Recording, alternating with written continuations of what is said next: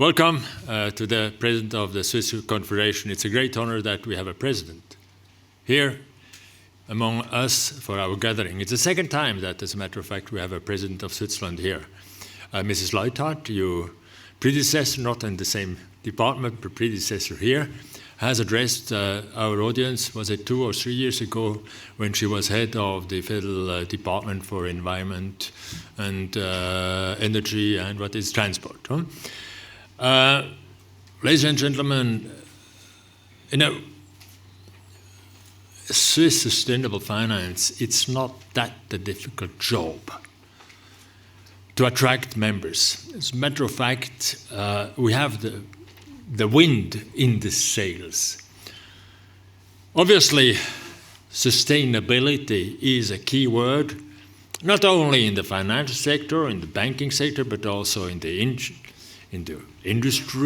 in the insurance, among NGOs, among the voters. I wonder whether it is a fad or not. It seems that it is not a fad. It's an important issue.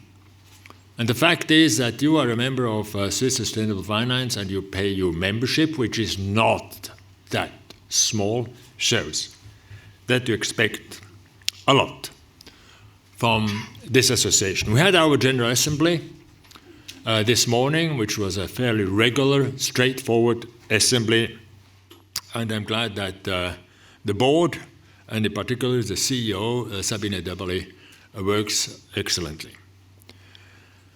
You know, we have published 2 weeks ago the study on Swiss sustainable finance. And figures shows that the sustainability market has grown by 83% compared to previous years.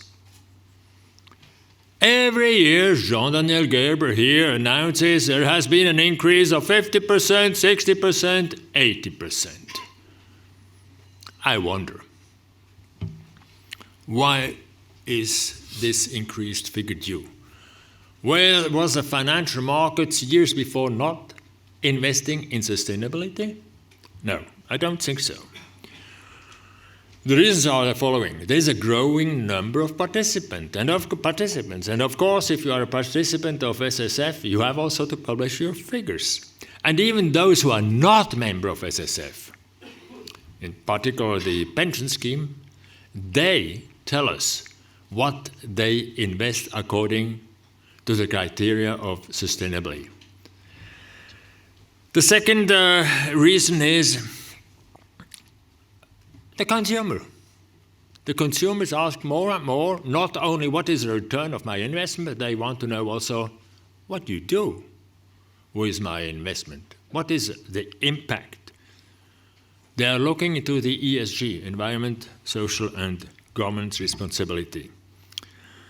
That is a trend which I think is important. I would like to underline it, because if the general public gets involved in this kind of question and not only looking to what happens to my purse, but also what do I do with my money, that's a good sign. We see also an increasing interest from organizations in Switzerland to contribute to this development. As has been said by Amanda, we are now more than 120 members, and this membership is still growing. We hope that there will be more asset owners, in particular pension scheme, also joining, while we had now in the last year several pension schemes who joined SSF. Of course, SSF has a lot of relations with other groups, which, as a matter of fact, lay as the basis for sustainability, or may lay the basis for sustainability. One is the Advisory Group of Sustainable Finance of the State Secretariat for International Finance, SIF, and we are very grateful that we are there, I hope so, a valuable member in trying to find what is the way we should go in Switzerland. I'll come back to that. We have also launched a joint working group with PHAMA, that is the Swiss Fund Asset Management Association, an important association, in order to establish guidelines on sustainable asset management. We are also cooperating newly with the Swiss banking in shaping the framework for sustainable finance. Interesting. 4 years ago, when I took up the job, or 5 years ago, we had meetings with Swiss Banking Association, and they told us, look, that's your job. We are not going to look into sustainable finance. That has changed. That's okay. And we work now closer together with the Swiss Banking Association on the issue. But again, we do not represent any association, not the banking, not the insurance.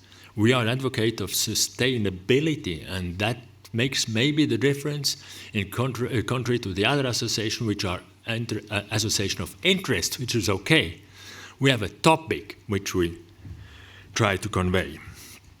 Amanda spoke about the EU action plan. I don't know whether our president of the Swiss Confederation is going to enter into this subject. Of course, in the board we have discussed whether we should have legislation on that issue, and the board said no, we prefer quite the voluntary approach, the typical Swiss. We do not know what will happen out exactly in the EU, what the legislation finally will be, but of course it is influencing Switzerland directly, and we are following very, very closely what happens in Brussels. Our members expect us to give some guidelines to our members on how to anticipate these developments in the European Union. One of our work groups is preparing, we have several work groups, very active. One of these work groups is preparing a next publication providing concrete insight into the effects of these regulatory changes. We will hear today more about that from Mr. Genter, I don't know how to pronounce the name, who joined us here from Brussels. Going forward, we will build on Swiss strengths and further contribute to a substantial financial centers of Switzerland. Some of our plans are the following. We will publish a new EU sustainable finance regulation and its consequences on Swiss players. We'll make a publication on innovative financing instrument for low carbon economy. We'll contribute to a successful Swiss side event on the FC4S, the International Network on Financial Center for Sustainability. Assembly in Geneva, and I understand, Mr. President, that you will also join this assembly. Thank you also to Nicolas Nikli from Geneva, who was really the one who provided input into FC4S and bring it to Geneva. Ladies and gentlemen, in the next hours we try to provide broad insight both into innovation, in the real economy, as well as finance. Mr. President, welcome here in the Kursaal, and the floor is yours.